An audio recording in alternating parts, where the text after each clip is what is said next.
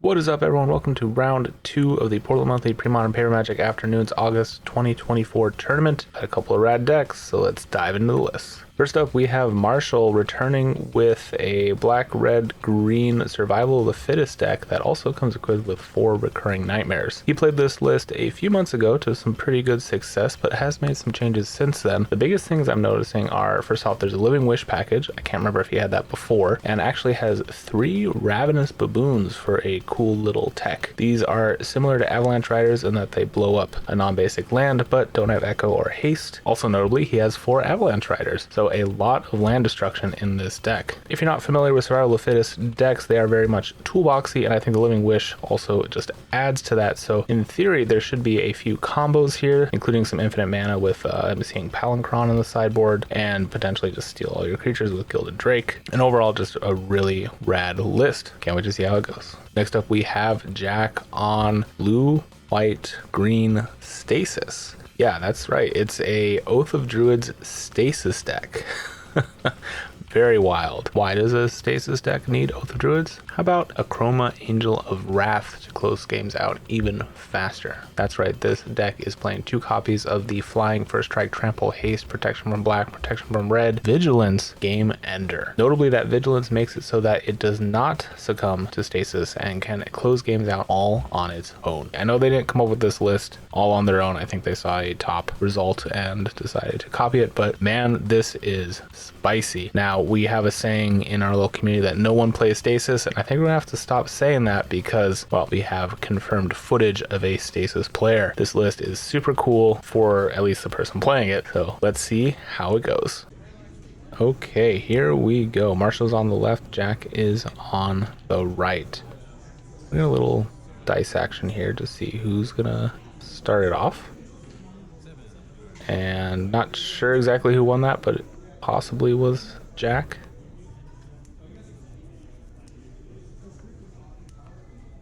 And Jack's hand looking a little land light. Probably not keeping, just 1 Flooded Strand. Marshall's hand, oh, we are actually keeping. All right, both players keeping a 7. Starting off with the 1 land hand. Will it pay out? Then or waste for Marshall into Birds of Paradise, having all the mana in the world. Are we dazing here? Looks like that might be the case. Grabbing an island. And I think the daze is coming down. Hitting Mana Dork in a Stasis deck is fairly important. And yes, that is going to get dazed. Island goes back to hand. And that island comes out. So Jack gets another look at drawing a land next turn. Oh, but Marshall has another Birds of Paradise, and that will resolve, having the mana to pay for another daze if Jack happened to have one in hand, which he does not. And we get to see one of those really cool altars that Marshall has for his basics. They're altered after Legends cards. Oh, and there's another Birds. 3 birds in hand for Marshall to start things off. Ramping like crazy. Jack does hit his second land drop. Says go.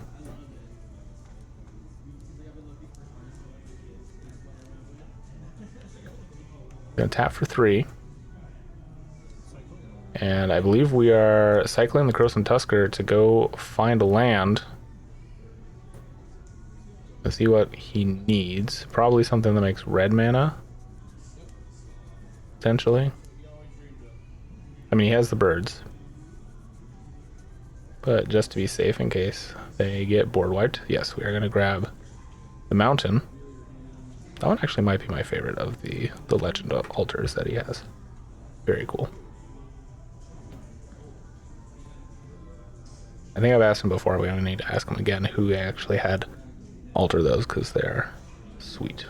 All right, another birds, the mountain, and we're gonna get Wall Blossoms to draw a card. Say go. Impulsing here. There's an Oath. Can't play it. No green source right now. But did see the Yavimaya Coast. She will draw. Play it out for turn. Alright, a black vice coming down. That will do a total of 1 point.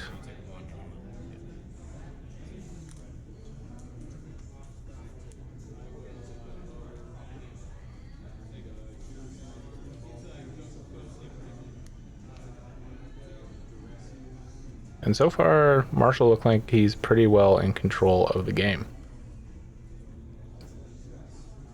That, of course, can all change once the stasis hits. I don't see much in the way of removal in his hand. He does have a nightmare. One of those sweet Christmas ones. Most of Marshall's altars are, in fact, Christmas themed, save for these basic lands. Alright, tapping for 2, putting a counter on the wall roots. What are we seeing? Alright, Yavimaya Elder. Way to ramp out even more if he needs it.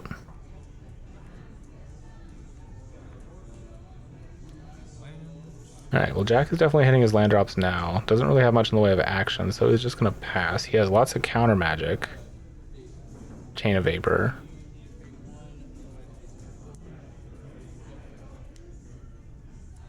Doesn't want to play out that land. Which one is that? Is that the, that's the one that he untaps by discarding a card? I forget what it's called. Is it it's not Undiscovered Paradise, it's something else. But that is the key way that that deck plays, or I should say, pays for Stasis. Alright, Marshall gonna get a swamp here, having access to all the different types of mana he needs by sacking that Elder. Just going to hand. And is actually going to be taking quite a bit of damage here from the Black Vice. Dropping to 14. 14 all. Draw for turn. There is a survival. Are we going to see it come down?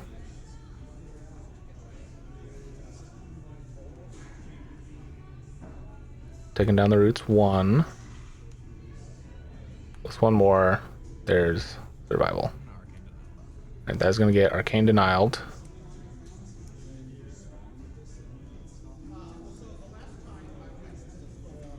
Unfortunately for Marshall, he will get to draw, though, beginning of his next turn. But does he have anything else he wants to do this turn? Is there any other big threats in hand, or is he mostly just flooding on lands? Is that maybe an Avalanche Rider?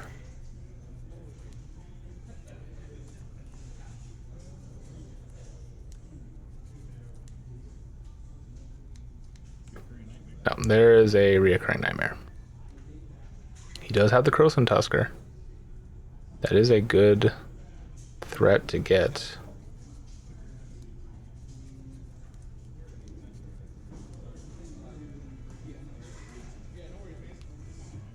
And it looks like it is going to resolve sacking the Wall Blossoms and probably just getting the Yavimaya Elder again, or no, we're going to get another Birds. Okay.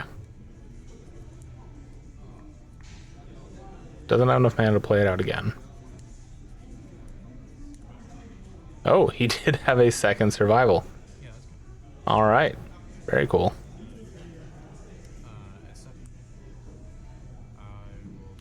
All right, but we are gonna chain that. Please get off the board temporarily. Marshall opting to not bounce it back, which makes sense.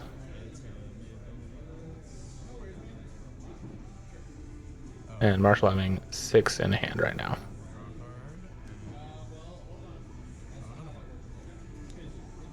And is he not drawing from the Arcane Denial? He should be, right? That's why that dice is there.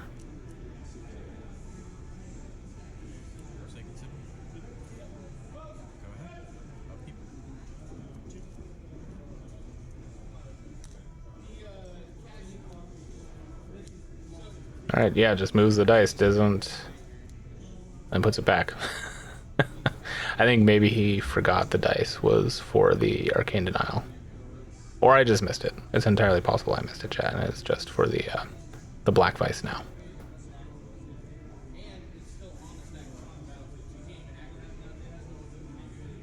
Okay, well, we know he's got the Survival in hand, which is probably what's being cast right now. Might as well. And this is probably getting foiled. Nope, that is good to go. Okay. Tap for a green and a red. Ooh, he's got Anger. Even got a signed copy of Anger. Very nice.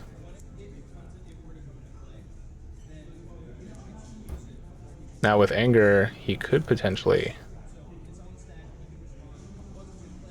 make a lot of mana. Not right now.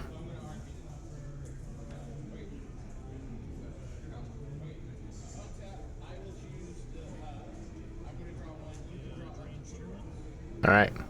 There is the Druid. Is that Druid? That is worth foiling. Okay. Druid is getting foiled, and that is a hard cast foil.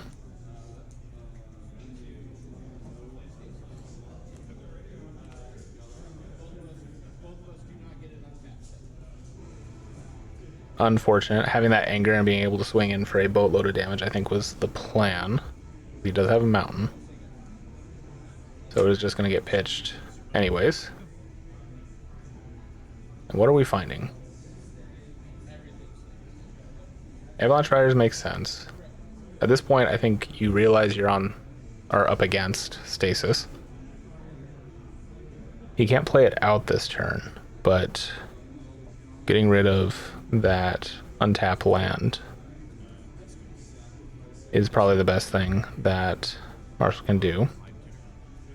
Alright, we're going to Lion Tutor, and we're grabbing the namesake of the deck, Stasis.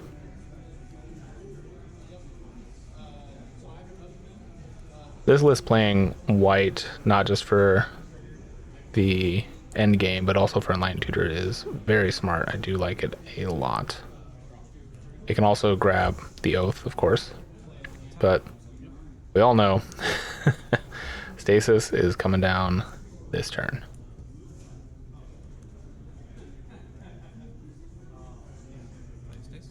And there we go. Now I'm trying to think if Marshall has a main deck answer. He has 4 naturalizes in the side.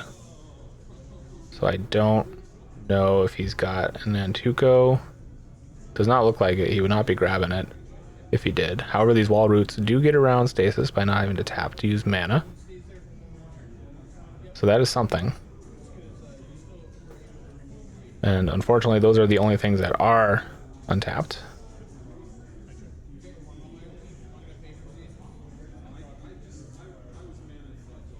I think he does have a Bone Shard, or whatever the Bone Shard creature is, which is not super helpful here.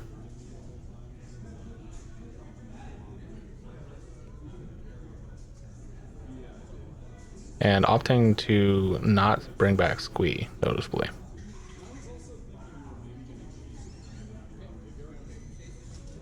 And I think is just going to be spinning his wheels here a little bit.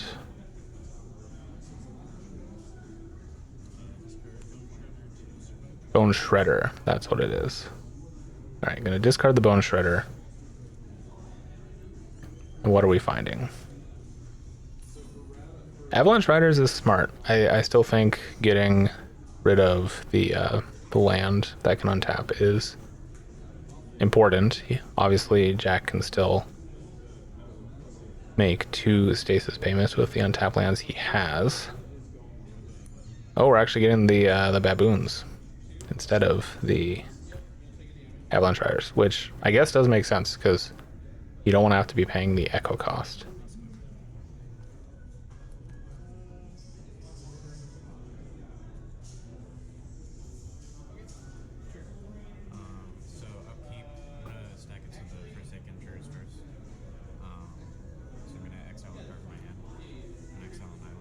All right. Pitching a land, or exiling a land, I should say. to untap, pay for the Stasis. I think Jack just explaining that he will always be able to pay for the Stasis. Do you have a way out?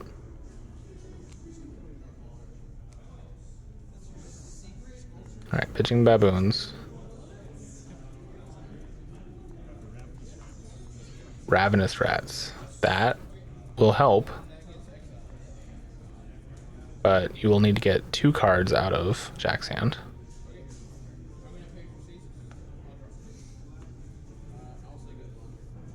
So let's see, you can Ravenous Rats if you want here, but you also have the reoccurring Nightmare.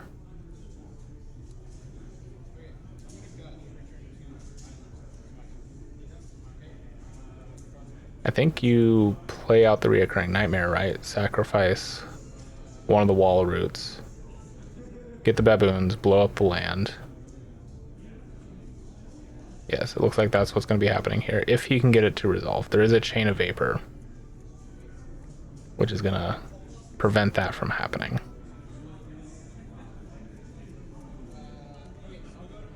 Okay, taking it back. Just paying 2 here. No. Saying, screw it, we're going for it.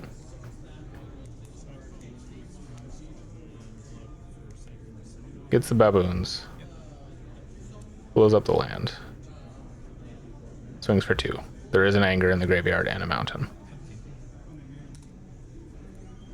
Alright, some damage has happened. Stasis player at 17. Okay. End step, gonna Chain of Vapor. And get another untap. There's the Gush. That's pretty good.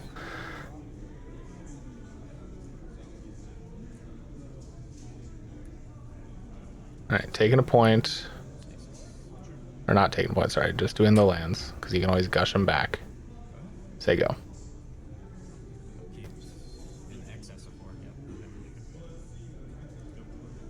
And Marshall's gonna pass.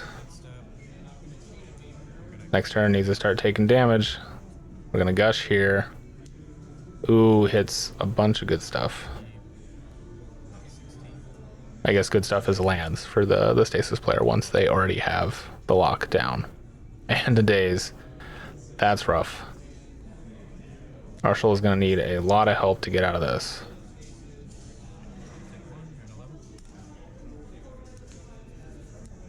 I'm not even really sure what he would need. He would need Jack to start playing out everything. Oh, there's a Oath. That might end things a lot quicker, actually. And I think that's what's going to happen. There's an Oath of Druids. Marshall probably a little puzzled to see that in a Stasis deck, but all will become clear very shortly. And nope, we're just going to go to game number 2. That is an interesting call. I would have at least seen what Jack's Oath targets were if I was in Marshall's shoes, but I totally understand. Being locked under Stasis is frustrating. You know what also is frustrating is if you have to mulligan against Stasis, which it looks like, yes, that is what Marshall's going to do. It looks like Jack's going to keep a 7.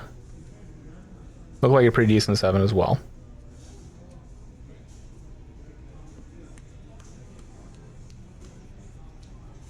And we'll see if Marshall can get a better 6 here.